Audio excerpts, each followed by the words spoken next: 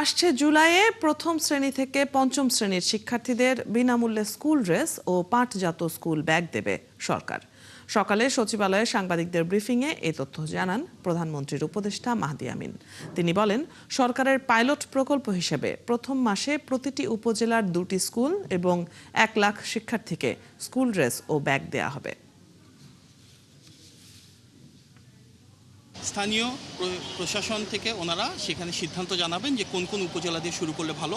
অবশ্যই আমরা বস্ত্র এবং পাট মন্ত্রণালয় এবং প্রাথমিক ও গণশিক্ষা মন্ত্রণালয় থেকে আমরা সমন্বয় করব ওনাদের সাথে। প্রাথমিকভাবে প্রত্যেক মাসে আমরা 2টি করে উপজেলাতে 2টি করে স্কুল দিয়ে শুরু করব এবং এটা একটা চলমান প্রক্রিয়া হবে। তবে আমাদের লক্ষ্য প্রথম মাসে অন্ততপক্ষে 1 লক্ষেরও অধিক শিক্ষার্থীর কাছে যেন আমরা পৌঁছে দিতে পারি ব্যাগ, 1 লক্ষের অধিক শিক্ষার্থীর কাছে আমরা পৌঁছে দিতে পারি স্কুল ড্রেস।